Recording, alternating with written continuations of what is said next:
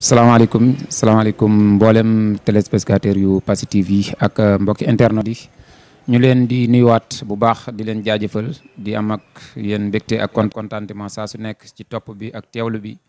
tey nag émission bu bees tàq la mën nañu wax ne premier numéro la muy R22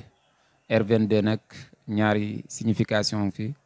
muy rendez-vous bi nga xamante ni moom la ñuy xaar 2022 muy le 23 janvier. incha allah mu war a nekk élection municipale kenn ku si nekk war a tànn sa mbër war a samp sa mbër war a porter sa couleuru mbër bi nga xamante ni moom nga tànnal sa bopp si sa localité. tey jii nag kenn ci mbër yooyu ci département bi ci commune bi rawatina commune bi nga xamante ni mooy bu Passy moom lañ am mbégte dalal ko seq ak moom laaj ak tontu xool tolluwaayam xool discours am xool programme am. ana lan moo ko motiver ba nga xamante ni dafa samp ndëndëm wane ne dafa soxla commune Passy ci yan la jëmale dëkk bi ci wàllum programme am loolu yëpp incha allah rabbi dañuy koy dalal monsieur Amadou Dabe Deme salaamaaleykum. maaleykum salaam wa rahmatullah taala wa barakaatu.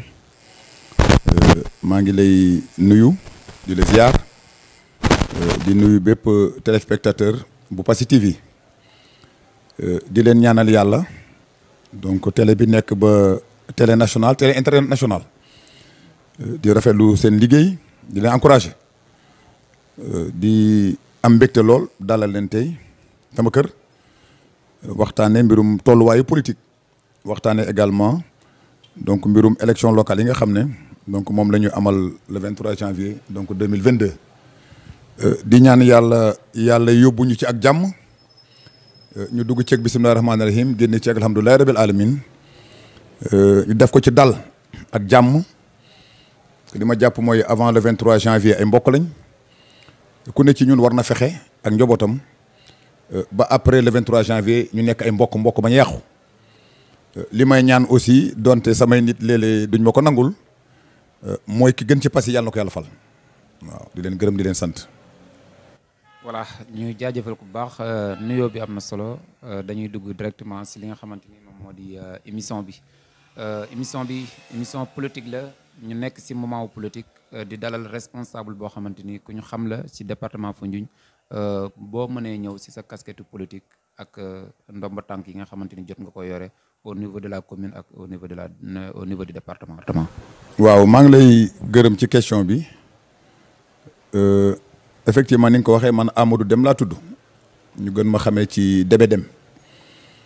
di doomu Passy juddoo fi màggee fi yaroo fi ci mbirum politique comme ni nga ko waxee parti socialiste laa bokk Tidiane Samb mii toog moo jiite parti bi fii ci Passy Babacar Diaham jiite parti bi ci coordination bu Passy mooy Passy Diagane Djilor Niassène Diossong ak Mbam kiñ naan Amadou Ndiaye Biche jiite ko ci Foundiougne coordination Foundiougne mooy Soum di Foundiougne di Djirnda di Dionewar ak Bassoul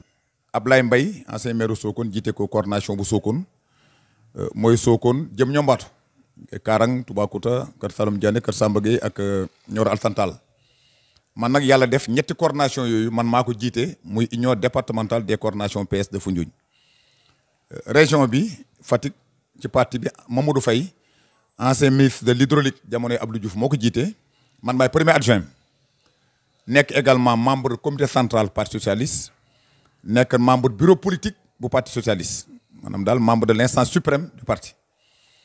ci côté également mbirum yëngatu administration man maay premier vice président bu conseil départemental bu Foundiougne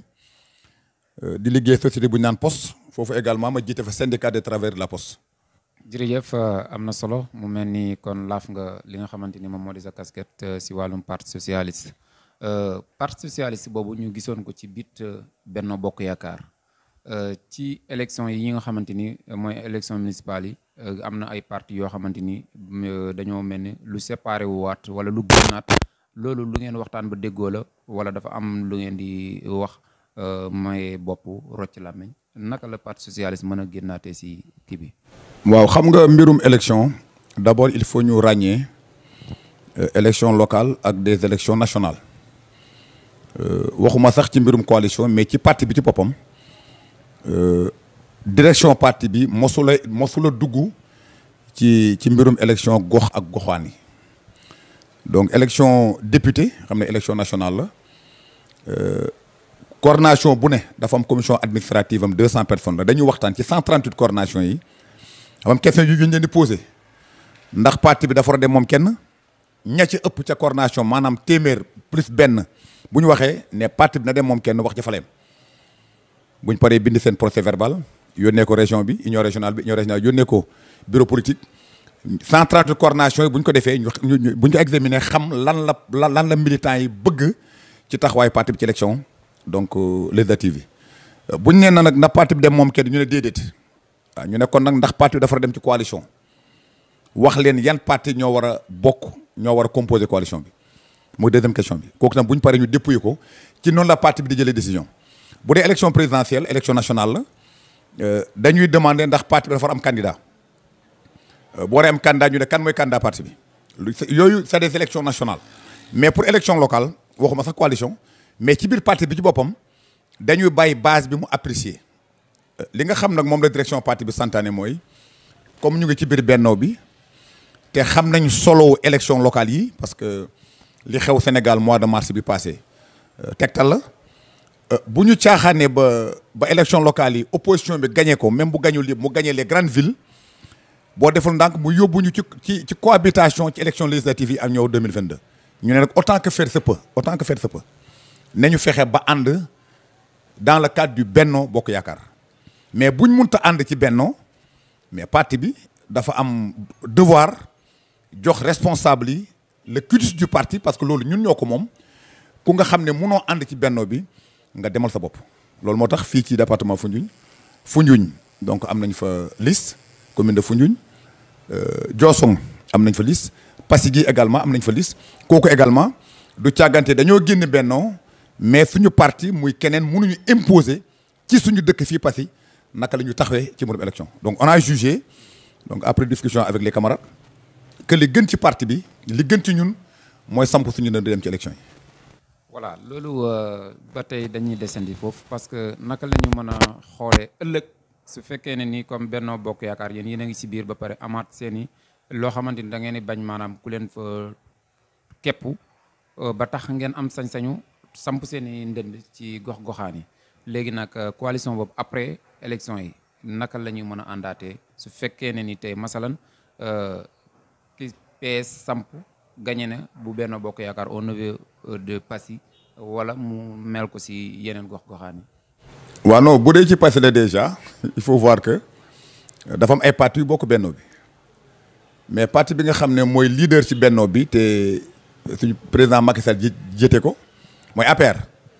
mais APR ci Passy boppam dafa divisé donc APR Passy ci boppam dafa divisé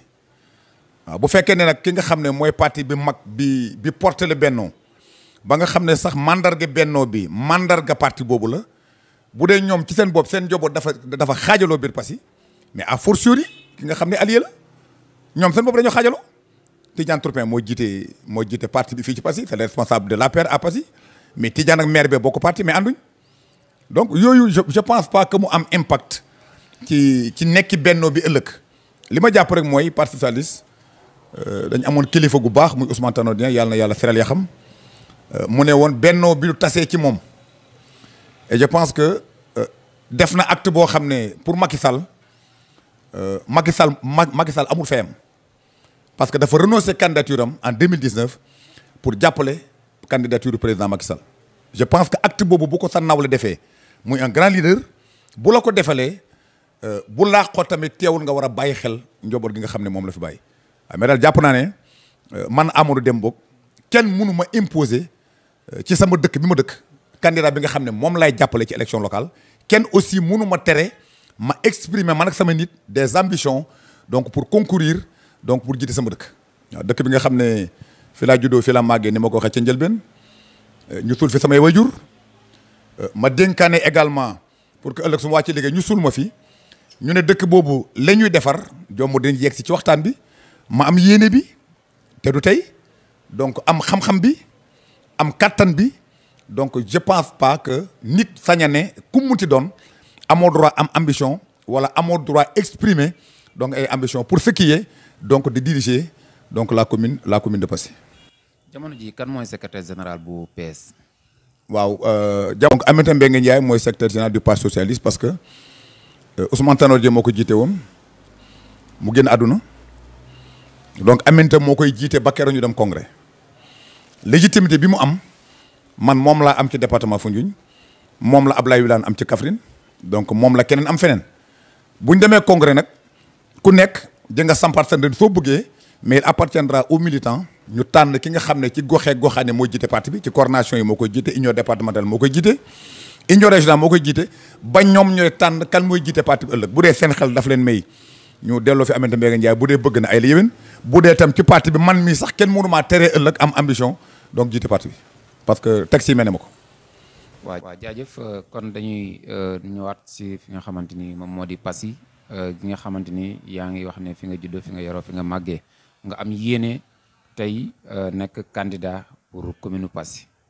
Passy googu sa tolluwaay ak sa gis-gis ndax mu ngi dox wala doxul. waaw li ma jàpp mooy xam nga nag man moom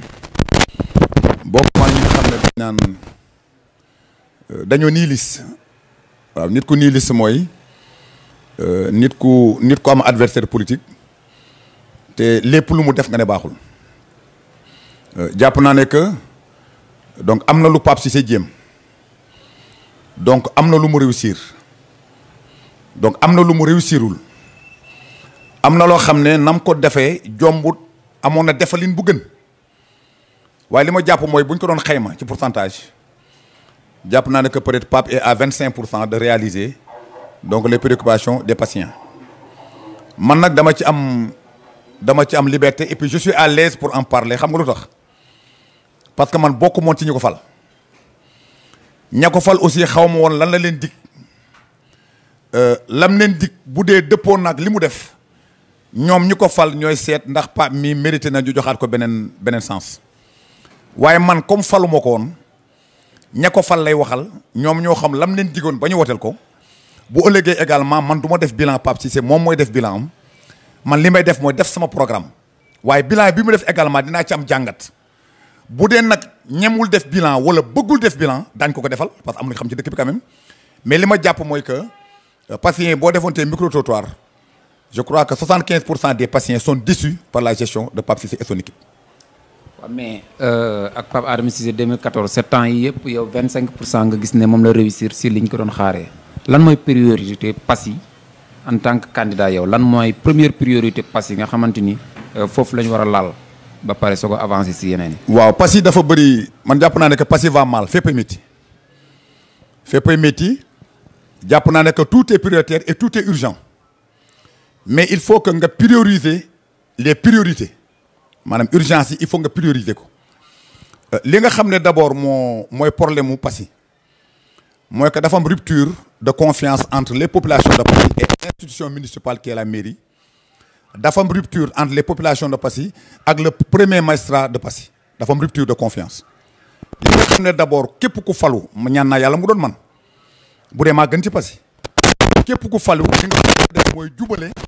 population de Passy ak l'institution municipale de Passy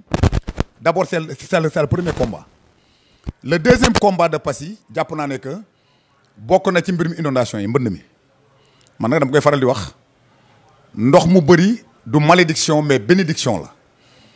parce que am na ay gox yoo xam ne tey bu ñu amoon ndox fecc ba pour set waaye ndox moomu il faut nga mun ko jëriñoo parce que ndox du malédiction ah ndox bi am na dëkk yoo xam ne mais ñu ngi ci bekkoor amuñ ndox boo demee tey dans le golfe am na dëkk yoo xam ne ñoom dañuy sax defar ay lac artificiel parce que amuñ ndox ay Émirats xam arabe ay Dubaï ñu amuñ ndox donc ñun bu ñu amee ndox ba mu ëpp sax ba nit ñi fanaan ci ndox métti na nag parce que ñun duñ jën waaye ndox moomu jàpp naa ne que bénédiction la du malédiction il faut régler le problème des inondations de Passy et c'est faisable beneen bi nga xam ne jàpp naa ne que priorité la mooy pour la dignité des patients mooy il faut que patient bu ne li nga xam ne moom la commune warloog yow bu defal la ko mooy jox la dëkkuwaay te xam nga bu ñu demee ci dëkk ba dugg ci kër gu nekk ne leen waxtaan leen ci seen biir ngeen tànn kenn ñu jox ko terrain bu dee kër ga am na fukki nit yu war a am terrain nga tànn kenn jox ko terrain mooy d'abord yaa ngi diviser famille jàmbur yaa ngi ne coow ci kër ñaareel bi également mooy c'est un aveu d'impuissance parce que loolu mooy ne parce que y a une tension foncière qui fait que fukk ñooñu ne ci kër gi kenn ki moo mun a am suuf juróom-ñeenti mënuñu am suuf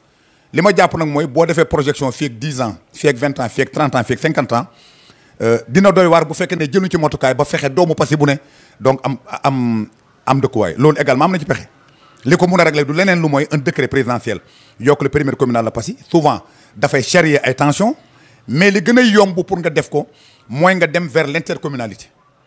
commune yi nga xam ne ñoo war Passy comme li ko Senghor doon waxee le principe des cercles concentriques ñi nga xam ne ñoo la wër nga fexe am ak ñoom jàmm d'abord ce qui n'est pas le cas à Passy parce que c'est waa Ndiafat ak waa Seydou Ndiaye comme xaj ak muus comme Thiass ak Tall nga fexe également ku ci ne nga proposer ko loo xam ne ëllëg dina kontaan pour may la nga dugg ci suufam parce que proposer nga ko projet boo xam ne un projet structurant boo xam ne dina impacter sur ses recettes dina créer emploi donc ci commune am te loolu am na ci pexe ñun ak Ndiafat am na ci pexe ñun ak Niassène am na ci pexe ñun ak Diossong am na ci pexe te jàpp naa ne quel que soit le maire bi falu ëllëg Ndiafat wala Diossong wala Niassène ñun bu ñu faloo buñ la ko proposé am na yaakaar ne doo ci sax am sikki sàkk di nga yàkkamti projet boobu ñu dawal ko parce que dina créer emploi ci sa njaboot dina créer plus-value dina créer richesse dina la créer ay recettes am naa yaakaar ne dërëmu dëkk yooyu duñ ci dem dërëmu Passy duñ ci dem sous forme de PPP partenariat public privé wala BOT build operate transfert danañ ko def ba doomu Passy jombut fii ak ay génération yi ñëw du ñu amati problème mu dëkkuwaay. mais grand bi yaa ngi wax loo xamante ni idée bi pour nga partager ko rek dina xaw a jaaxal nit ñëpp ñi ko war a acquérir parce que tey Passy suufu commune bi déjà jeex na comme ni nga ko intercommunalité bi d'accord loolu nit mën na ko nangu mais yan xeetu projet nga mën a tegal ku mel ni madame la maire Assou Ndiaye wala ku mel ni maire Niassène wala commune bi yi nga ko seqal ba ci commune Diagane nga xam ne am ngeen fi ngeen duggalante tuuti yan genre projet parce que Passy amul dex amul géej amul dara lim amoon rek mooy suufam yëpp jeex na déjà population bi baa ngi gën di yokk te suuf si moom du gën a yokk yan genre projet moom moo nekk si bopp non d'abord d'accord ma ne Passy amul dex nag yàlla def na fi lañ juddoo fi lañ màggee te ñu fi bëgg a yàgg nag Passy am na tàkkooru am na ku tàkkooru mooy bi ne ci yoonu Kër Laayeen bi ku yàngal moo ne ci yoonu Njombureel donc mbirum Passy amul dex moom d'accord ma ko d'abord il faut ngeen xam ne Passy nekkul ci jaww ji Passy Sénégal la nekk d'abord plan communal donc plan d'urbanisme bu Passy bi munu nekk ci jaww ji il faut nga adossé ko fi schéma d'aménagement départemental bu Foundiougne schéma d'aménagement boobu munoo ko Foundiougne newul ci jaww ji Foundiougne ci réew la nekk nga adossé ko fi schéma d'aménagement national bu ANAT mbirum également plan communal développement bu Passy munoo ko ñàkk adossé maanaam wéer ko ci plan départemental de développement bu Foundiougne boobu également nga wéer ko ci programme Sénégal émergent bi nga xam ne mooy le seul référentiel en matière de développement économique réew mi ci mbirum schéma bi déjà dafa am lu ma métti man dama juddoo Passy màggee fii xam histoire Passy xam démbu Passy te boo jógee Passy nga dem kër Mbomine yoonu kër Abdou Fana bi ba nga yegg ca quartier bi Lawbe ga li tubaab naan c'est une zone non aedificandi mooy zone la boo xam ne nit waru faa dëkk parce que ndox du bàyyi yoonam boo fa dëkkee tabax fa ci noor di nga tabax bu nawetee bu tawee ban bi day jàpp parce que dàkk la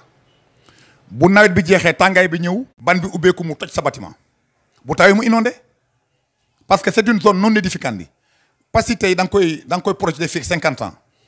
dinañ tollu jamono patients yi dañ nar a gàtt fan parce que duñu am oxygène bu ñu nokkee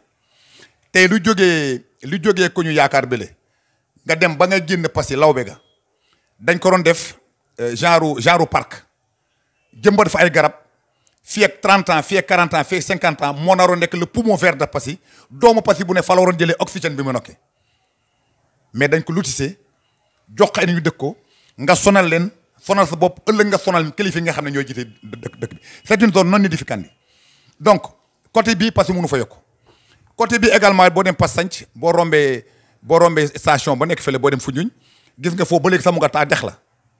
foofu également Passy mënu fa yokk parce que boo fa tabaxee ëllëg li la daal fii moo lay daal fële li ma jàpp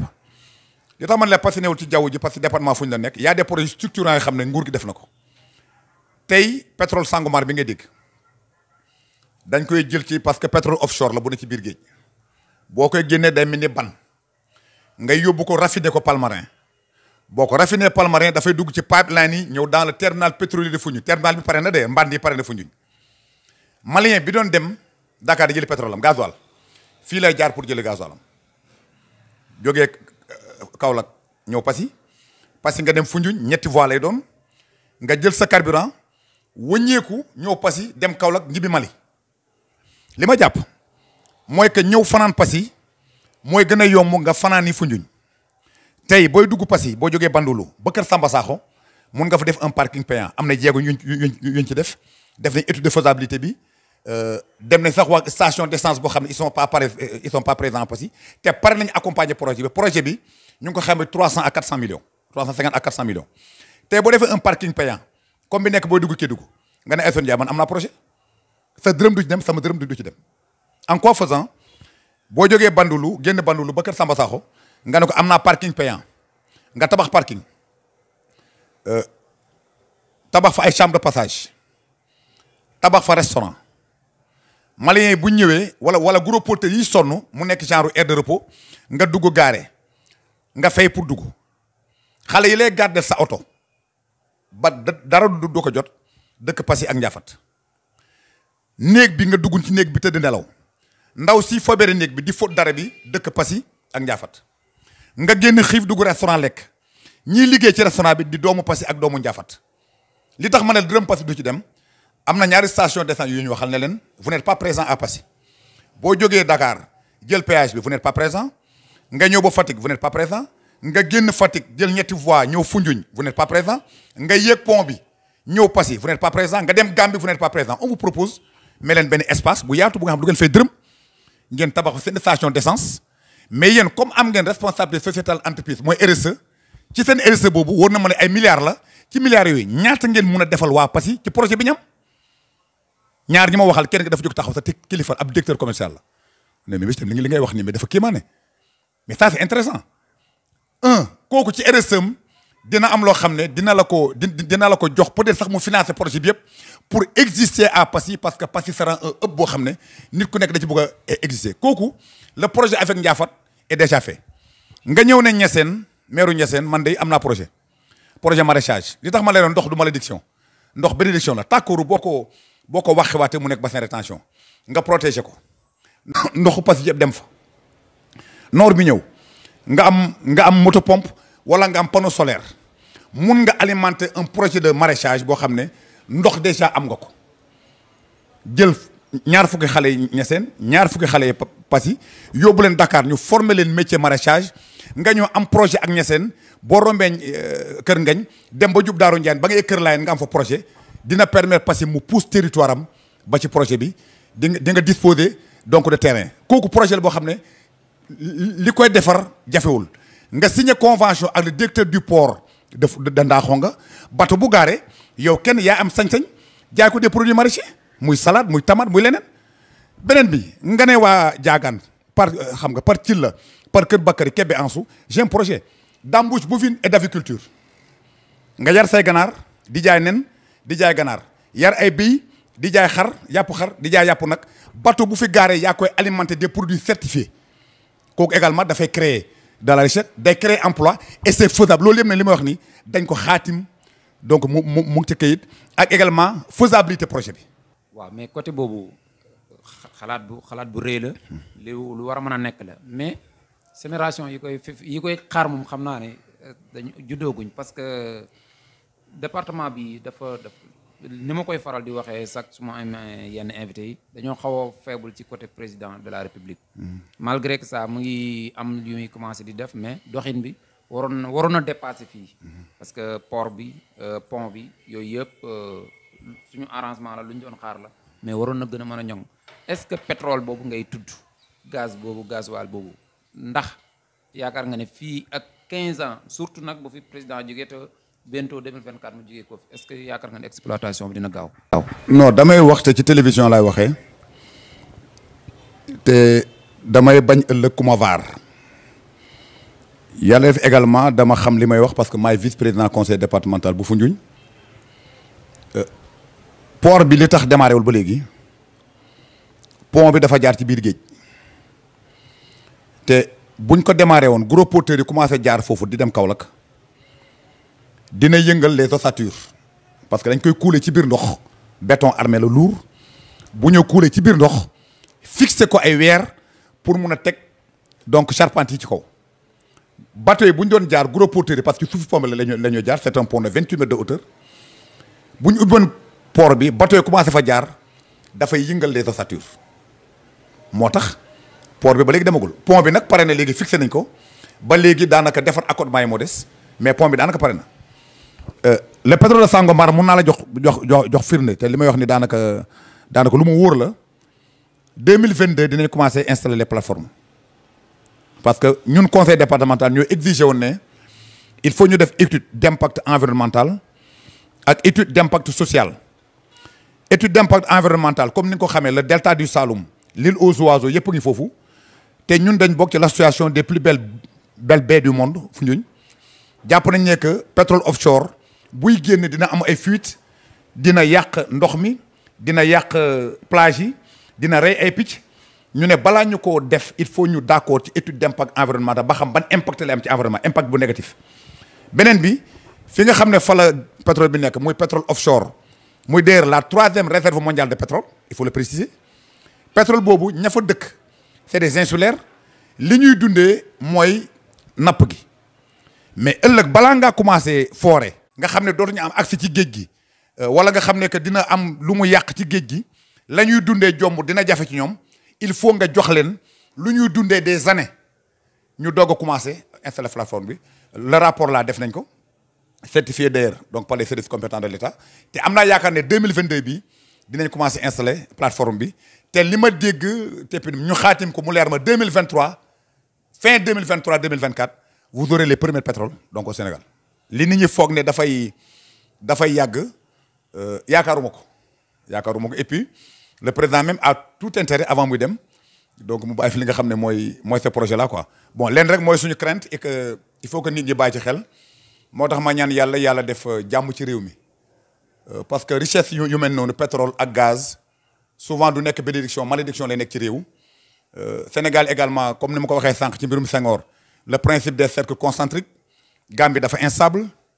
Guinée gis nga la fa xew moo ñu wër Mauritanie ak la République arabe sahraoui démocratique ak Maroc désert boobu noo man sala ne kenn mun fa dem Mali le terrorisme donc yàq na Mali le Sénégal est dans un grand ensemble dëkk bi bu tàkkee wala bu yëngatoo comme li fi xewoon mois de mars yàlla na ci yàlla musal dina am ay forces occultes yoo xam ne ñoo dugg Sénégal pour déstabiliser ko waaw moo tax élection yi mañ ñaan responsable bu ne responsable du yëf caaxaan responsable la il faut nit ñi am hauteur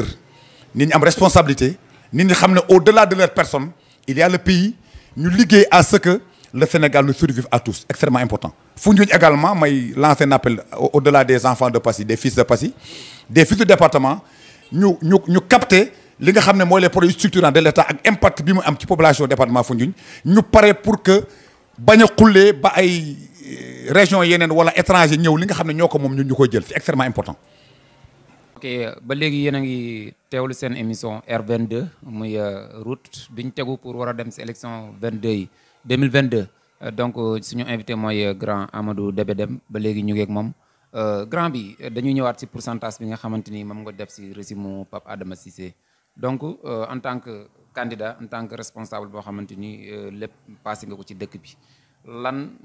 yan yoo xamante ni jàpp nga ne su ko Pape mënee woon si mandat am bi rek jàpp na ne nga ne yow jaratu sax ngay poser candidat lan moo attiré sa attention ak lan nga gis ne waroon nañ koo laal wala waroon nañ koo régler bu yàgg te réglé wuñ ko ba tax yow nga soobu si waat. waaw d'abord il faut ñu xam ne que parce que bu ñu waxante dëgg man rëccuwuma lu tax démb ma àndoon ak ndoom si yàlla Moustapha Ka ña nga xam ne ñoo ma seet soon dañ ne woon tout sauf Moustapha Ka ma ne leen pare wu leen liggéey naa fekk ngeen pare parce que munoo ne da ngay tabax dëkk waxuma la sax nga tepp nga beddi ki nga xam ne jàpp naa nekk ci xam-xam moo fi xam-xam ci taxawaay moo parce que ministre la woon de la République nekk le premier maire de Passy ba 2000 bi PC ñàkk réew mi il était membre du bureau de l'Assemblée nationale avec rang de ministre defar dëkk bi li fi ne moo ko fi def je me rappelle ñun benn école la ñu amoon mooy école 1 on n'a même pas de centre d'examen soo ko la ñu defee certificat entrée en sixième mu dem ba defal CM nga dem ba am lycée defar fi stade tabax mairie bi defar garage li fi ne moo ko def d'ailleurs li mu subaa defar Pape Cissé mënu ko sax peinture li mu fi defoon yëpp te boo demee mu ngi ci état bu fétis garage bi nam men may doomi chauffeur daf ma métti ci xol boo demee stade nam men dafa ñaaw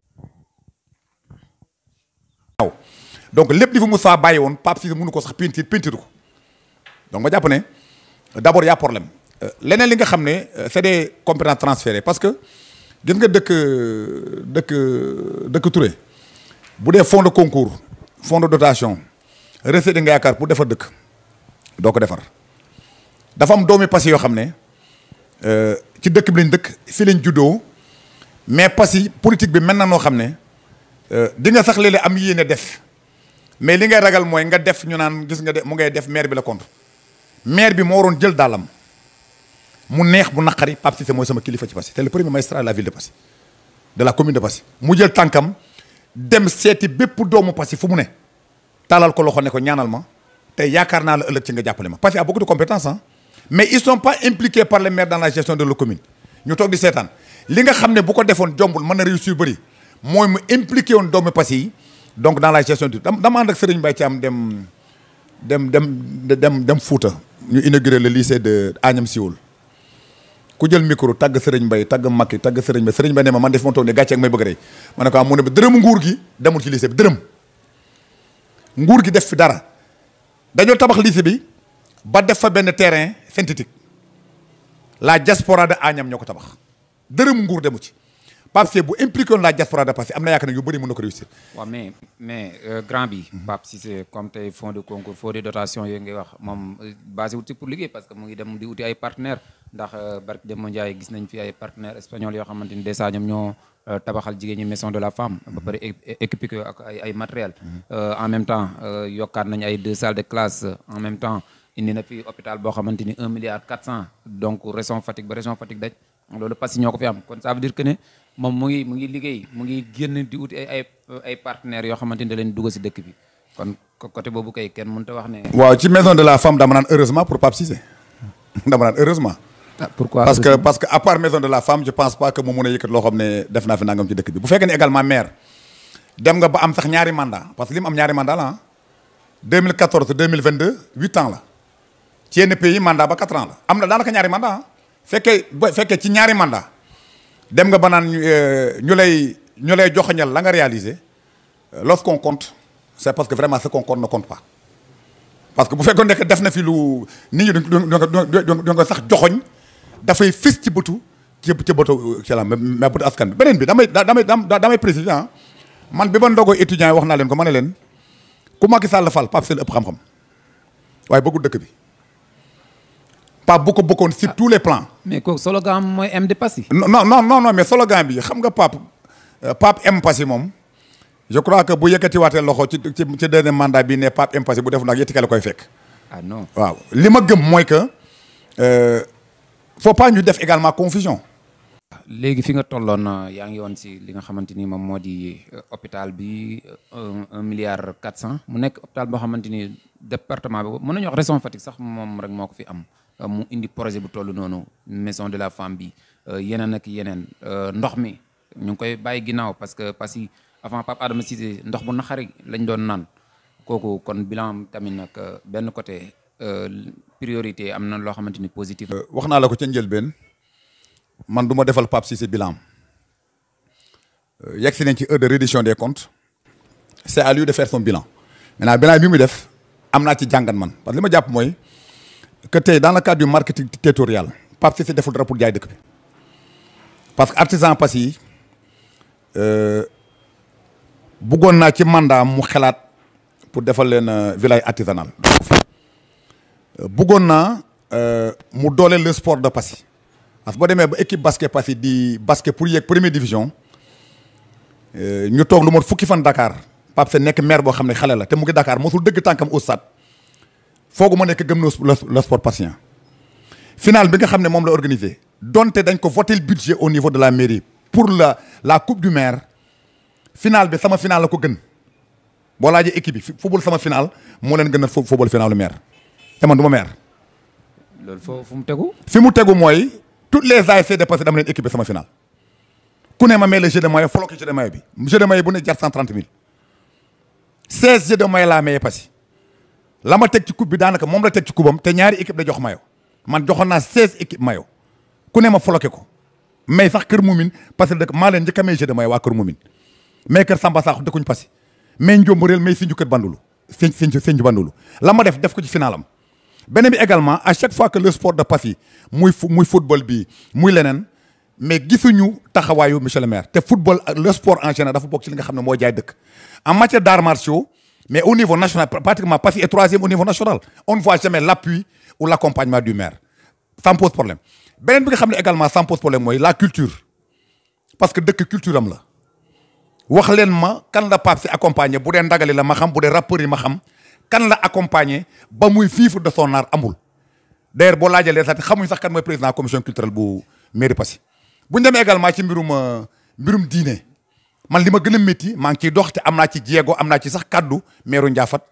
munu ma nangu suñu mbokk beneen jàngu bi muy catholique yi depuis Pape Sy toog fi ba léegi munuñoo am cimetière bu ñuy suul seen niw li nga xam ne du ma ko baal Pape Cissé mooy ko mel ni Robert Sagna Robert Zerdan nekk icône Passy wàcc liggéey munuñ ko suul Passy soxnaam wàcc liggéey munuñ ko suul Passy doomam Marta wàcc liggéey munuñ ko suul Passy catholique seen jabar yi wàcc liggéey amuñ fuñ ko suul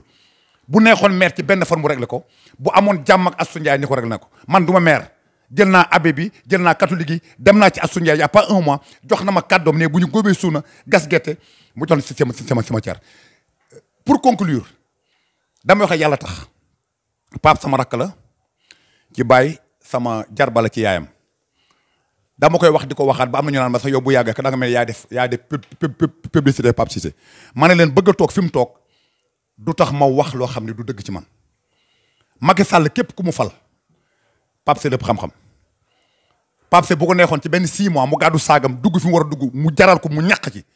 Passy soppeeku doomu Passy bu ne gis bopp ci mairie bi. waaw mais li ma jàpp mooy dafa bëggul Passy en fait dafa fal woon pour leneen mais du woon dafa falu pour Passy et puis il le disait partout. xam nga mun naa falu maire pour nekk DG mun naa falu maire pour nekk ministre ëllëg bu naa dimbali dëkk bi dama jàpp ne que loolu moo nekkoon ci xelam ba muy dugg te loolu la doxalee tout son magistère léeg-léeg nga xam ne également balaa nga baal ma rek quoi moo ma gën a métti mooy magistère Pape Cissé lañ gis ku ma am ndey ku ma amul ndey cantine bi li fi xew bu dee yaa ngi ci dëkk bi marché bi dafa ñaaw li xew ci terrain Passy yi dafa ñaaw ndimbali jógee ci kaw di ñëw niñ koy séddalee dafa ñaaw bu ñu demee ba moom portable am mu joxe turu jàmbur pour que bu Orange Money bi ñëw ci portable am portable waajuram bu jigéen portable chauffeur am dafa rafetul ci dëkk ñi ànd ak Pape ñoo dëkk ci dëkk bi ku àndul ak Pape karawas dal sa kaw ku ànd ak Pape donte li ñu joxe mérité wu ko dañ la ko jox ki nga xam ne moo ko yeeyoo kenn du ko jox parce que ànd ak Pape dama jàpp ne bii rafetlu ma ko man dans une gestion d'une commune comme Passy ci yu bëri mun nañ ci waxtaan mais comme j'ai dit son bilan c'est pas à moi de le faire il fait son bilan li muy wax am naa ci jàngat parce que nous sommes à l'heure de la reddition des comptes il faut que mu wax ak doomu Passy li mu jot lan la fan la ko dugal bu ko waxul ñun daañu ko wax. waaw mais côté boobu ñun déglu nañ discours am bu baax a baax barke de mondiare si bi nga xamante ni si la doon def investiture am donc moom nee na Passy li fi nekk mooy xeex bi dafa bari mais liggéey Passy jafewut xam na nu mu koy liggéey mën na ko liggéey li mu yor Passy moo ci gën a néew. mais est-ce que jàpp leen ne ñi ko waroon a encadrer ñi ko waroon a dimbale muy yéen muy ñeneen ñi samp seen i ndënd est-ce que jàpp leen ne bi nga xamante ni yàlla teg na ko fi da ngeen ko waroon a soutenir si benn côté ranking politique bi amaana moom moo ko xaw a tardeel tuuti ba mu loolu la jàpp ne moo tardeel. waaw man nag vraiment waxal yàlla te jàpp naa ne que li nga wax nii ci discours am def loolu mooy confirmer li ma la wax léegi li mu yor passé ci gën a néew li mu yor mu ngi koy doxal bu doxalut Passy parce que amul yéene doxal Passy benn bégal ma il faut pas que nga dem ba heure bilan ngay tuuma koo xam ne yoonam newul ci yow parce que c'est lui le maire de Passy moom moo am le sceau de la commune de Passy yoonu debe dem new ci lépp lu doomi Passy soxla muy social muy sport muy lépp maa ngi ci xar sama tànk tubéy di ko te man tàggoon ci te ba ma ko def xaw ma sax Pape Cissé il faut pas mu bàyyi ba léegi mu naan gars yi ñoo may xeex kan moo koy xeex yow yaa laaj ne mën naa ñu jox la waaye la yéwén yaa mën a nodd jumaa jàngi juróom-ñaari at 2022 mooy juróom-ñetti at bi nekkee maire ba léegi ce serait trop facile ses incompétences et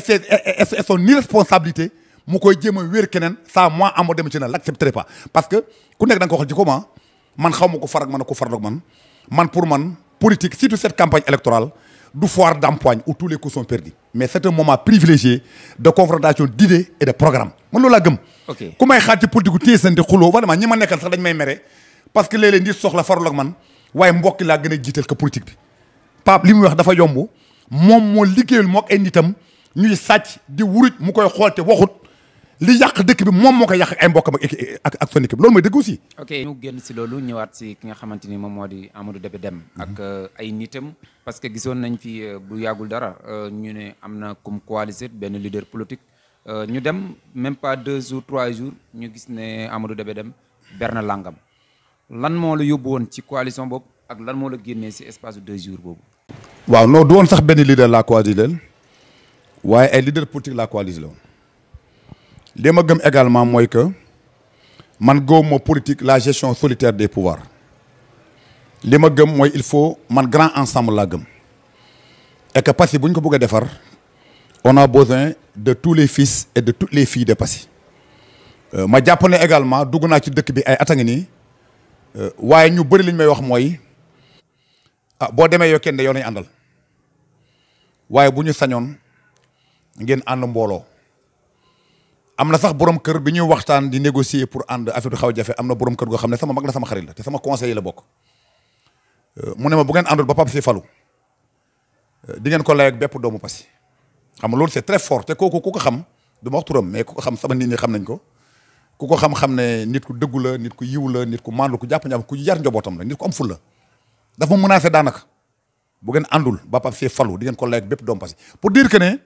le fait que ñu ànd c'était une expression très forte de toute la population de Passy toute obédience politique confondue d'ailleurs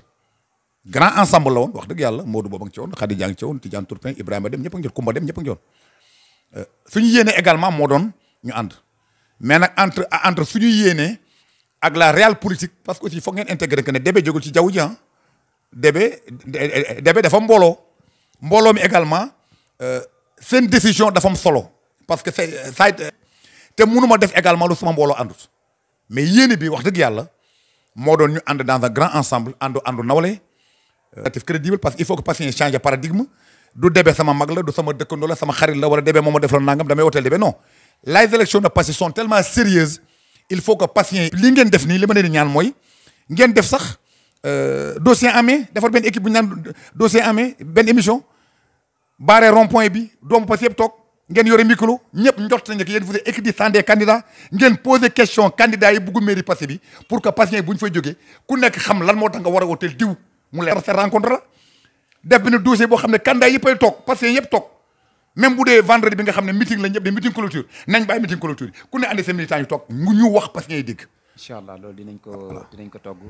mais tey jii si coalition boobu ba léegi dellu seegoo dëgg-dëgg am na lool loo ci leeral mais am na loo réservé est-ce que tamit li wolof di wax naan ay kuy duñu bokk mbalka xëy na Amadou Deme Deme am na ay nitam yoo xam ne dañoo bëgg mu jiite coalition boobu ñoom d'accord nañ coalition boobu waaye moom la ñuy d'accord moom moo nekk en tête kee tamit liggéey na liggéeyam xëy na ba yegg si fii ñi si des ainsi de suite ñoom mën nañu accompagner n'importe qui mais nag mënuñoo dem est-ce que du yowit loolu foofu dafa la xaw a non xam nga que samay partisans bëgg a jiite coalition wala que ma nekk maire mais c'est dans l'ordre normal des choses aussi li nga xam ne que moo la doon xaw a jaaxal ku ne mooy samay partisans yéenuñu ma jiite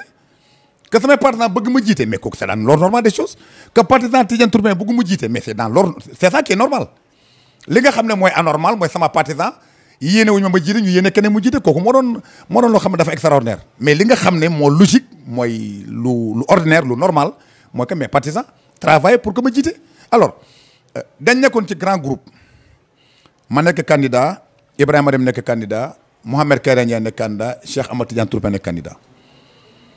Modou boobu magal ñu ne moom amatul benn prétention ci Passy donc Khadija di jigéen ju ma naw aussi également ne ñun bu ñu bëggee moom amul droit bëgg Adama Sylla kazalika Koumba Dem kazalika ñuy waxtaan depuis 1 mois et demi 2 mois pour construire une grande coalition mu suscité également beaucoup d'espoir ci patients yi nekk fii ak de la diaspora yee fii négociation de négociation en négociation ñu dem ba Cheikh Ahmed Tidiane Tourpin mu ne sama rakk samay xarit ma koy ziar au passage man nangu naa bàyyi nekk premier adjoint à condition que Débé jiite ñu dem ba finalement Mouhamed Kairé Ndiaye ne bàyyi na. moom dafa bàyyi définitivement wala dafa non dafa bàyyi woon ci groupe bi en tout cas mu ngoon ci groupe bi ñu waxtaan man ak Ibrahima dem ku ne dugg ci mulu sotti en certain moment tamit mbir foog ñu tranché ko parce que la responsabilité la woon ñu génn ànd bi yàqu ku ko yàq ñu Débé ak Ibrahima dem ñaar ñu sant dem bu ëllëgee bu ànd bi yàqoo waa parce que duñ ma ko baal man xam naa loolu duñ ko baal Ibrahima dem tamit finalement ñu trouvé une formule nekk dañu tànn juróomi jigéen buñ demee kii ne Débé la ànd kii ne Ibrahima dem laa àndal bu ñu paree xool kan ma ëpp ay baat samay partisans dañ ma ko reproché après parce que juróom ñu tànn du ñoom ñooy passé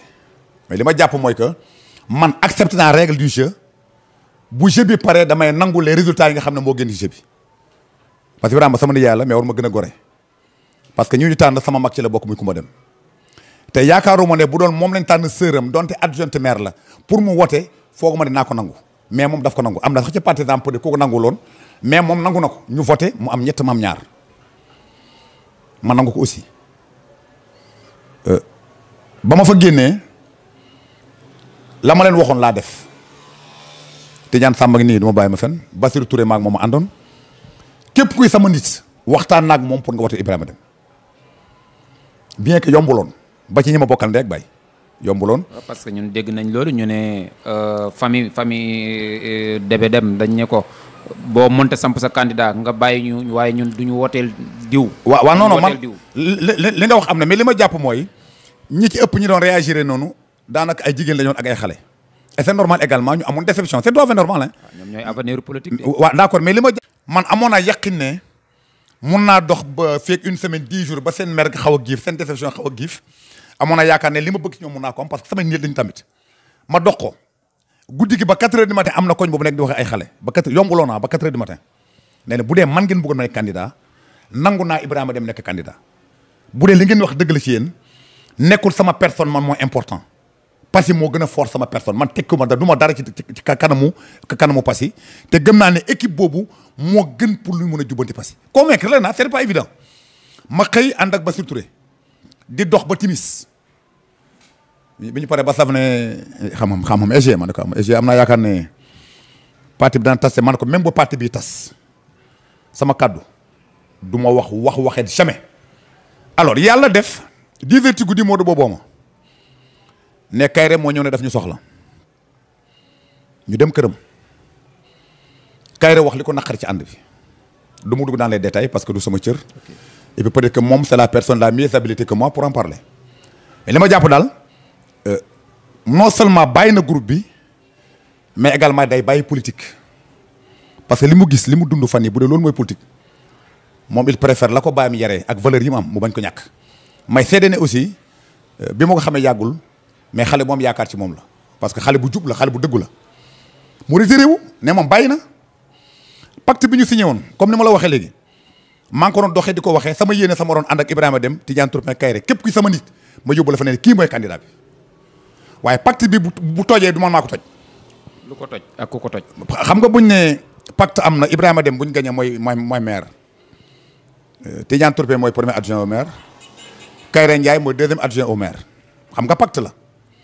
si le pacte est rompu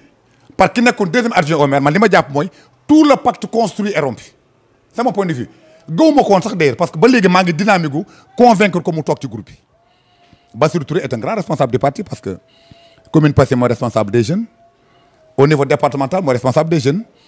au niveau régional mooy chargé de la vie politique du mouvement des jeunes régional il est membre du comité central du parti socialiste responsable la bi ñu convoqué Kairé moom mu jël décision finale Bass demandé à l'assistance parce que Bass dama yendoog moom dama nekk moom ñaari fan mu dégg li militant yi di wax mu tiital ko bu ma la waxee dëgg aussi am na juróom-ñaari nit yu démission ci parti bi. parti socialiste parti socialiste ñett ñi dañu am groupement femme mbootaay femme jigéen lañ kenn ki dafa am ASC bu mu jiite yeneen ñett yi ñooy peut-être ay borom kër ñu ne ma vraiment comme nii la ñun bàyyi ñu toog suñ kër ñun génn ci politique. li ma ànd ak Bass juróom-ñaari nit. politique ci biir Passy wala politique ci parti non socialiste. politique ci parti socialiste maanaam daal ñoom dañu préféré jëlee seen activité ci parti bi mais daal doo ñu utal ku ñuy àndal bàyyi ñuy réfléchir ak suñu njaboot comprendre nga. Bass a su que ne l'affaire est très sérieuse. Bass a demandé y avait un pacte qui était là sama EG joxe kàddoom te ni ma ko xamee dafay dee mais dafa respecté kàddu parce que maa ngi moom ñoo yendu ñaari fan yi waaye comme le pacte là est rompu nous préférons ngeen meññ ñu wax ak suñu njaboot parce que am nañu bëri loolu ñu ma reproché nga dem ba nga xam ne voté moo di ñu naan juróomi nit leen tànn mais fallait demander suspension wax ak ñun man ne nag am na ba pare da ngeen may dimbali aussi ma warloog sama kaddu parce que dama joxe sama kaddu. Bass a demandé une suspension ce qu'on a fait ñu xëy woote ko Pa Sadio Kouaté Tidiane a ngi nii donc Amé Camara nga nii la ñu ngoon ca mbooloo ma la fa nekkoon à 99,9% ils ont dit clairement que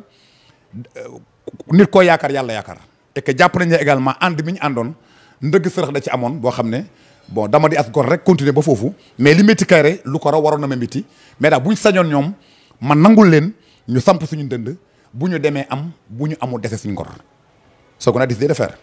ci coalition boobu nag ànd naa ceeg Mbose Mbaye ànd naa ceeg Koumba Dem donc ànd naa ceeg Bassirou Touré parce que fa nekkoon Bassirou Diop parce que la nekkoon finalement donc il préfère ànd ak ñun donc ànd naa ci également ak beaucoup de groupements de jeunes et de mouvements de soutien yoo xam ne am nañ yaakaar de loolu laa gëm man que ne gañu ñu parce que na jafe. ah bon waaw. ñi nga tudd noonu presque mën nañu wax ne Amadou Débé Dem rek lañ ci xam. waa non Koumba Dem xamaloo ko. Koumba Dem waa d'accord. Mbose Mbaye xamaloo ko. voilà mais xam nga bu dee ñooñu ay groupement la ñu war Koumba Dem d'accord politicien la am na ñu ko bëgg am na ñu ko gëm kooku nit mën na compter ci moom mais bu dee ñeneen ñi ngay tudd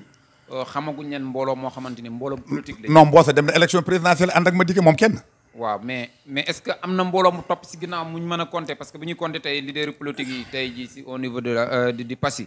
kooku bu ñuy wax ñi. non wax ma leader politique bu nekk Passy à part Baye Niass ak Khadija ak Mbose Mbaye kuñ mun a ne lii la peese Baye Niass dem na élection 2014 moom kenn seen tur yi yegg na fu ne. mais seen jëmm yi li ñuy compter fii ci Passy. non loolu la nit ñi jure réere mbir. xam nga boo ma nee Mbose Mbaye turam ci Passy quand même. non yegg na fu ne au niveau national mais li ñuy peese ci mbooloo dafa néew trop ba nga xamante ni loolu war na mën a dalal xelu. candidat am non foofu ngay defee erreur. xam nga élection dafa am changement bu ci am important. bu njëkk élection maire ça se faisait au suffrage universel indirect. léegi dafa am changement bu am solo bu ci am. l'élection de maire se fait au scrutin uninominal majoritaire maanaam rendez-vous bi Débé la ak waa Passy. rendez-vous bi Pape Cissé la ak waa Passy rendez-vous bi Mame Baye la ak waa Passy rendez-vous bi El Hadj Ndaw la ak waa Passy xam nga bokkul ak leader bi la ñoo ànd pour dem ci waa Passy déedéet rendez-vous nit la ak waa dëkkam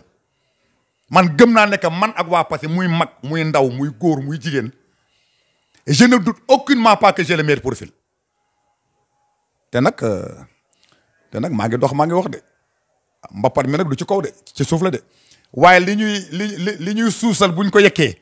nit ñi xam ne lépp dëggal li ma bëgg nag mooy ñëpp foog ne sax Débé am comme ni ko waxee ni Débé sax moom du candidat danañ am mbetteel man gëm naa nekk damay gagné Passy. ah bon waaw. donc bi ñu ñëwaatee tuuti si seen coalition boobu comme daanaka mooy meilleure actualité si semaine bi. parce que dafa nekkoon coalition boo xam ne xëy na am na ñu si amoon yaakaar am na ñu mu doon tiital. mais d'après bi mu tasee yaakaar naa ne li xel yi di gën a daj mooy ne Pape Adama Cissé kon nekkaatam deuxième mandat bi daal leer na ko parce que tey jii nii ku mel ni Kairé nee nga ne écarté wu na. gis nañ tey ku mel ni député Adama Sylla ñu gis ko mu rangé wu ci ginnaaw maire ñu gis docteur Arouna Diallo demaat ci ginnaaw maire donc ñu nekk ñoo xamante ni kenn dootul leen nattale seen doole ak seen tour ci biir Passy donc côté boobu noonu tey est-ce que coalition boobu tamit tas gi mu tas si dernière minute yi du nekk regret pour yéen. waaw no xam nga man li ma wax léegi dama ne élection yi dafa am particularité mooy rendez-vous la entre nit ki ak waa dëkkam xam nga ñooñ ngay lim noonu man Adama Sylla Ibrahima Dem Moustapha Ka ñoo àndoon en 2014 Pape Cissé tey ñi mu janool Modou Bob ci ñi fal Pape Cissé bokk mooy premier adjoint maire doo ma ne Modou Bob tekkul dara Passy Koumba Dem deuxième adjoint maire doo ma ne Koumba Dem tekkul dara Passy Tidiane Tourpin ñi fal Pape Cissé la bokkoon Khadija ñi fal Pape Cissé la bokk attention Pape Cissé ba muy falu léegi Khadija si ka ginnaaw kan la rancé wu instant bi. Khadija je crois que aux dernières nouvelles mu ngi ci gannaaw coalition ñoom Modou boobu bi fa la nekk ak xam nga Ibrahima Dem mooy seen candidat. ok waaw beneen bi mooy li nga wax ci Adama Sylla aussi man ci yow laa ko déggee parce que bu fekkee ne que mu ngi ci gannaaw Pape Cissé kon nga xam ne AFP dafa divisé wu parce que Cheikh Sall mu nga file Cheikh Sall moo responsable des jeunes de l'AFP mu ngi ca beneen groupe bi. waaw mu ngi si groupe B. waaw mu ngi si groupe B. waaw kon kay nga xam ne du AFP wax Adama Sylla mu ngi ci gannaaw kii la mais l'AFP en tant que entité politique. léegi si comme li nga waxoon noonu si loolu la ñuy dëggal maanaam candidat bi la ak population bi. voilà mais tey su dee candidat bi la ak population bi. mais ñiy jàppale candidat bi tamit te yore mbooloo. buñ ne ko tey masalan bu Khadija ne kat mboolem ku yaakaar Khadija demal nga wooteli Ibrahima Dem wala député bi Adama Sylla ne képp ku ànd ak Adama Sylla si cadre politique dama nga ànd wooteel Pape Adama Cissé kon ba léegi bul bi day tourné waat nekkaat contre attaque pour. beneen bi également xam nga li ma la bëgg a xamal mooy l'électorat est tellement divisé que dina am ñoo xam ne yam betteel Khadija aussi en parlant de Khadija Soumaré n'est pas n'importe qui dans le groupe de Khadija Soumaré avec Mambay. Donc l'électorat est tellement divisé que nous allons à des élections yi ñu jëm dafa indi si mosu ñoo def ci histoire politique du Sénégal élections yi amee nii donc doute kenn mun la wax ne que lii mooy xew ëllëg mais man li ma xam mooy li may liggéey li may dox li may wax muy Passy muy Dakar muy Kaolack muy Ziguinchor muy Passy nekk bitim réew la may dox di ko wax mais moom laa xam man dama gëm ne que damay gagner élections yi. am nga si droit. maintenant nag boo ma naan leader bi parce que attention mënu ma wax lépp mais nit ñi kan moomu leen Débé amul ay nitam yu moom tënk leen mel ni ay bàyyimam Khadija amu ko Tidiane kenn amu ko relation bi ma seq ak waa Passy ci laay nattee sama bopp après élection locale yi te gëm naa ne que relations humaines bi ma am ak waa Passy amul benn ci candidat bu ko am bu gën sama bos à la limite apparemment Mbaye peut-être relation yi ma am Passy man amoo frontière waaw kër ga may yendu naan fataay ba nelaw fa kër ga la muy réy ñaar ne ñoom faral te falaa añee falaa donc man politique bi nit ñi politique uma ko li ma gëm mooy mbokk gi laa jiital mais muy jeune muy femme muy borom kër am naa jàmm joo xam ne ak relation yi profond ak waa Passy je ne doute pas que ëllëg Passy mën na ñëwate d'accord léegi face à caméra nga wax ñi nga xamante ni ñoom ñoo lay seetaan sa programme lan la waaw sama programme bien que nag xam naa ne am naa kilifa nga xam ne sama xarit la sama doom la daf ma koy reproché souvent ne ma danga laa biir ba lépp na coow da nga koy wax mooy Moustapha Mbaye ma koy nuyu au passage mais li ma gëm mooy li nga xam ne mooy sama xalaat te ma mën koo wax même ëllëg bu ma ko matalut beneen doomi Passy matal ko te mu am jeexal ci askanu Passy donc ay la yéwén ku ko copier wax dëgg yàlla da nga may dimbale parce que sama yéene nga mottali ko sama problème mais li ma gëm mooy que muy culture muy éducation muy santé muy mbirum développement muy création d'emploi mu ci bépp domaine am na programme boo xam ne xaatim nañ ko actuellement ñu ngi ko jox sax ay borom xam-xam ñu koy corriger ci jamono ji néew dinañ ko partager ak waa Passy ñu xam ne que buy programme ñoo fi gën programme buy équipe ñoo fi gën équipe bu li fi génne également les Passiens sono ko ne liste bi ñu am keneen amu ko parce que c'est une liste qui est transversale bu intégrer toutes les couches socio-professionnelles de Passy sous ce rapport là amu ci benn xaarma yàlla benn jaaxle leneen li nga xam ne rek moom lay lancer un appel ma koy wax la population de Passy surtout la jeunesse c'est bu ñu nangooti nekk des chairs à canon il faut que population de Passy ñu am un peu d'exigence ces élections là sont tellement sérieuses programme la war a doon contre programme may demander également les réseaux sociaux yéen ñi am télé ngeen fexe waxtaan seen biir comment faire pour organiser donc un débat public donc entre les candidats je crois que daal nekkul affaire mbokk du affaire xarit du dëkkandoo gu yàgg du xam nga du affaire waaji moom a jëndal mayo waaji moom non c'est une affaire sérieuse il faut que patient yi exigeant programme bu ko nit ki amee nga fal ko ci programme ëllëg boo koy àtte programme koy àtteel mais jàpp naa ne Pape Cissé dina ma jaaxal sa waa Passy àtte ko parce que non sama am noon programme lam leen waxoon mooy sama passeport a ngi ni jël ñaari passeport mu wërale xale yi di xool passeport yi fu mu neex laay tukki ci àdduna bi mën naa liggéeyantu lu ne loolu ñu ko fale woon bii nag bu gaa di dem du débee Passy du Pape Cissé Passy du nangam du wax ju bëri programme la contre programme ëllëg boo may àtte nga àtte bi ci programme loolu la amoon lu muy wax donc di ñaanal Passy jàmm di leen ñaanal ñu dugg ci élection yi bismillahi rahmaani rahim génn ci alhamdulillahi rabbil alamin di ñaan yàlla kattanal ñu ba nga xam ne ki gën ci Passy yàlla fal ko le 23 janvier donc 2022 allahumma salli ala sayyidina muhammadin wa voilà ñuy jaajëfal ku baax mais laata ñu tëj émission bi rek xëy na comme am na ay partisans yu toog du ñàkk ñu jox si ñenn rek benn 5 minutes ñoom it ñu analyser wax seen position tamit ak niñ gisee émission bi niñ gisee seen leader donc mu nekk émission bu am solo candidat yëpp nag ñu leen di wax ngeen xaar ñu incha allah comme niñ ko seqee ak le candidat Amadou Débé Dème mu nekk émission bu am solo R22 rendez-vous boo xamante ni ñun ñëpp mu ngi xaar te ñu ñaan yàlla mu ngi yegg si incha allah xam naa sista bi bu dee yaa ko gisal sa bopp déggal nga sa bopp tamit lan nga am pour wax ko ci li mu wax.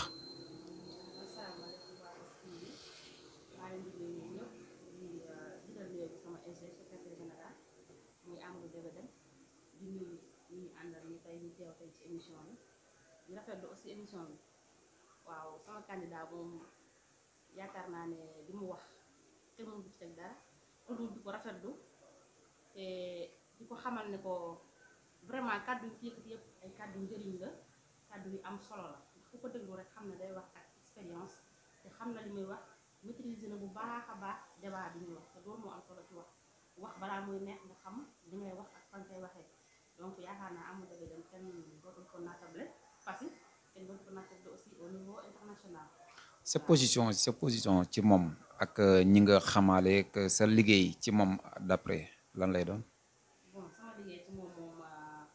mooy nekk kanamam nekk ginnaawam nekk gauche nekk droite maanaam fépp fu mu taxaw rek ñu gis ma à ses côtés taxaw liggéey jàppale ko ci li nga xamante ne moom la woote. gis nañ ne jigéen nga jeune nga te ñoom ñoo yore avenir politique bi ñoo mën a fal ñoo mën a folli si ban côté nga ko mën a jàppale. pas nga yow individuellement nga ñëw taxaw ko kanam ginnaaw ndeyjoor càmmooñ naka ngay convaincre say morom yu jigéen naka ngay convaincre say morom yu jeune si dernière minute. waaw exactement li nga wax am na solo ñi may taxawee premièrement mooy jeunesse bi en tant que jeunesse féminine bi samay mbokk jigéen ñi samay mbokk aussi étudiante parce que j'ai été étudiante nekkoon naa UCAD def ay at te nekk naa aussi ci mouvement yoo xamante ne ràññeeku nañ bokk naa ci CELCOP aussi maa ngi nekk conseil municipal. donc je pense bu ma koy liggéeyal tey su may taxaw di jóg jeunes yi laay njëkk dem ci étudiants yi waxtaan ak ñoom wan leen ne Débé vraiment mooy le candidat idéal candidat bi ñu war a voter Débé. ok maa ngi leen di dikk rendez-vous xam ne am na émission spéciale boo xamante ni tamit Passy TV togg na ko pare muy kuy sa candidat boobu population bi ñoo ko moom candidat yi moomuñ ko candidat yi ñoo moom R22 mais émission bi bu ko kenn laal muy kuy sa candidat bu ko defee yéen ñëpp. am ngeen possibilité wax kii mooy sama candidat critères yi nga gis ci moom programme bi nga gis ci moom ak engagement bi nga am ci moom donc lii comme teew ngeen rek il paraît que tamit ñu jox leen seen sens bu ñu amee benn góor boo xamante ni ñëwoon mën na ñëw moom itamit expliquer laatay ñuy tëj émission bi incha allah. merci merci. yaakaar naa li moom yéex a ñëw lañ ciy jooy mais dañ ciy kontaane bu baax a baax a baax di leen sant di leen gërëm di leen wax ne aussi ñu ngi ñëw nag daal seen kaw incha allah dégg nga sonn yàlla. merci beaucoup dal leen ci kaw mairie bi. nekk ci njeexantalu émission bi tey ñu dalaloon ki nga xamante ni moom moo di candidat Amadou Débé Dème ci seen émission R22 muy rendez-vous 2022 Sall d'après analyser nga li nga xamante ni moom la sa candidat wax lan yan kàddu nga ci yëkkati dalalee ko xelu ñi nga xamante ni ñoom ñoo koy yaakaar ci wàllum politique. waaw asalaamaaleykum waa Passy TV maa ngi leen di nuyu vraiment di rafetlu seen déplacement bi ñëw fii waaye sama candidat j'espère que dégg ngeen ko ñun ñëpp dégg nañ ko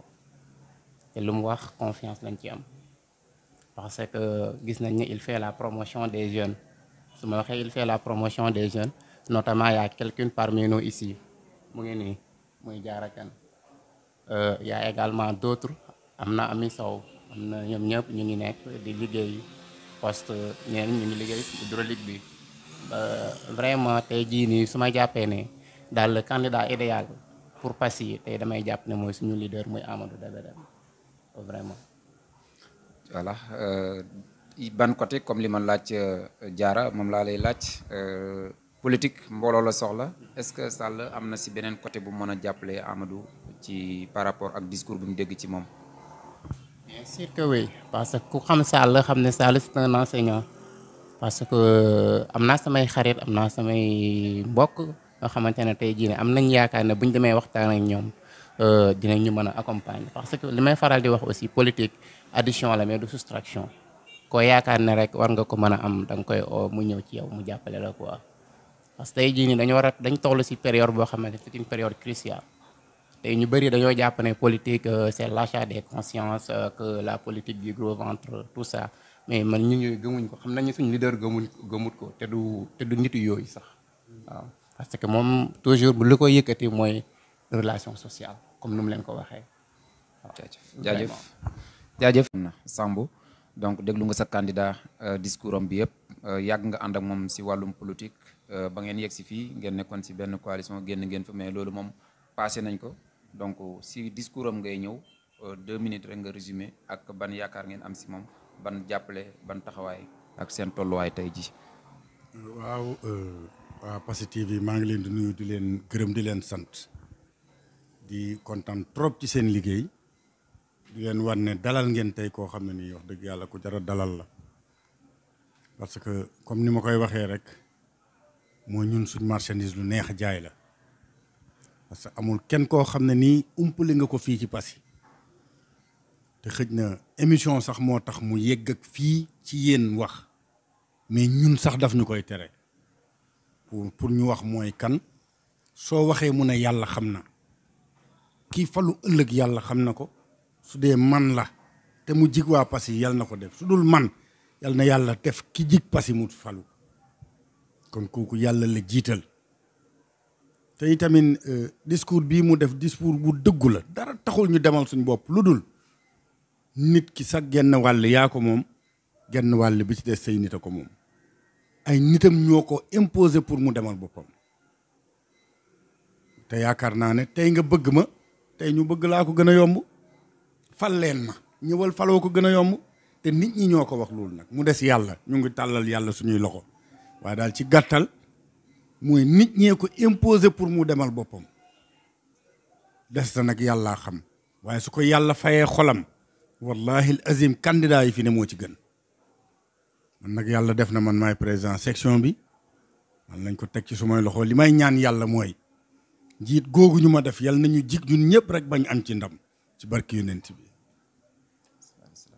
voilà ñu jaajëfal kon bu baax a baax xam ne liggéey moo ci des ñu nit suñu liggéey mooy lii lépp lu ñu mën si jotal dinañ ko jotal ngir askan wi di xam man see jaaree tànn ku si nekk ak sa discours ci lañ lay déglu kuy jëf mooy ki falu mais ki bëgg moom day wax programme am day wax position am day wax lim yaakaar ne moom la mën donc kon ñu ngi lay jaajëfal di jaajëfal plateau bi ñi fi nekkoon ñëpp comme ay invité di jaajëfal tamit suñu invité bi grand Débé am nañ mbégte contentement bu baax si recevoir bi ñu recevoir di jaajëfal tamit sama caméraman Seydou wax di yàlla liggéey bi mucc na ayib trop mu nekkoon seen première émission R22 muy rendez-vous bu ñu war a yóbbu si 2022 ci élection municipale yi war a am 23 janvier ci présentation bi Mohamed Touré jaa ngeen jëf